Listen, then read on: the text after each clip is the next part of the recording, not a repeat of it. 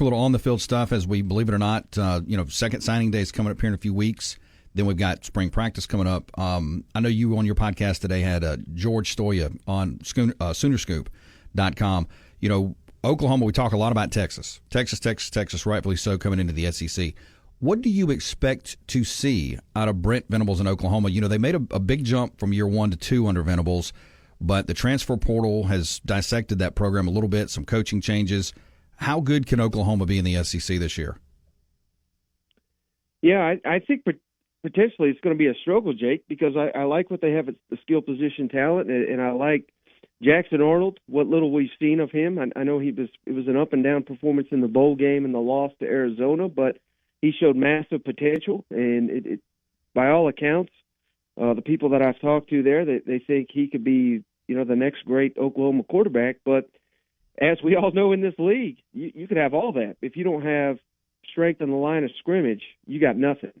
And Oklahoma's going to be replacing all 5 on the offensive line. I think that's a huge red flag. Now, they've attacked it via the transfer portal, but they've not really gotten any stars, and they're another one that has kind of fallen behind.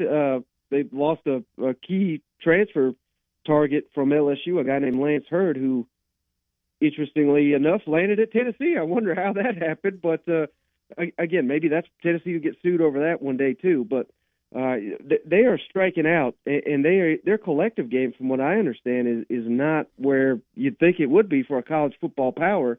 And I think that's something that they are significantly going to have to adjust if they're going to compete at an elite level in the SEC. So where are you at on Ole Miss? Watching Lane Kiffin maneuver, speaking of maneuvering through the transfer portal, getting an A-plus effort, it would be Lane Kiffin now picks up last week 2 offensive linemen from Washington who both guys were, full-time starters, played, a full season, national championship game. Now they're coming to Oxford. What is your level of expectation with Lane Kiffin and what they've been able to do? Even though they lost Quinshon Judkins to Ohio State, where are you at with what he's doing? Yeah, I mean, you can't be anything other than impressed with what they've been doing. But, Jake, honestly, they've been doing this for several years. They've just kicked it up to another notch. And I think the under-discussed topic when it comes to Ole Miss, and for good reason, because you get so many headlines with all these transfers coming in and a lot of key players coming back.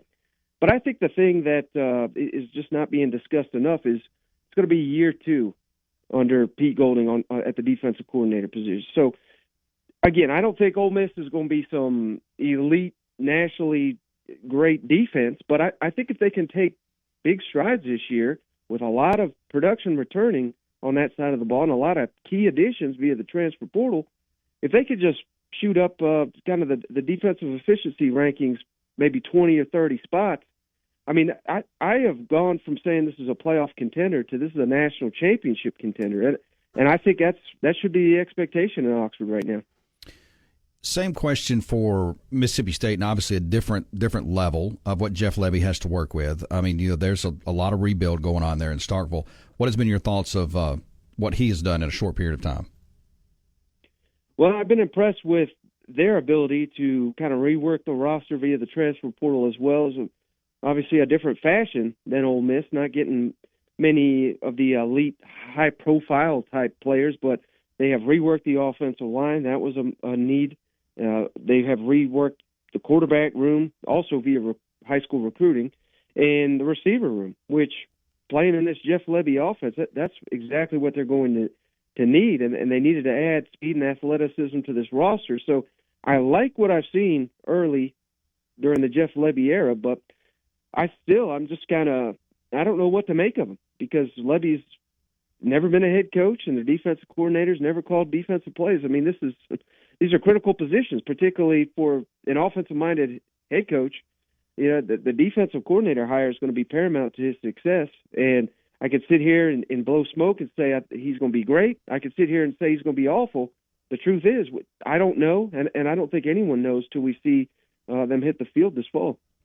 Make sure to get him on social media, the platform X. You can find him at Michael W. Bratton. And, of course, go to thatsecpodcast.com. You can also grab them on X as well as at thatsecpodcast. All kinds of great stuff going on every day throughout the week on his X feed and, of course, his podcast as well. Mike, I appreciate your time.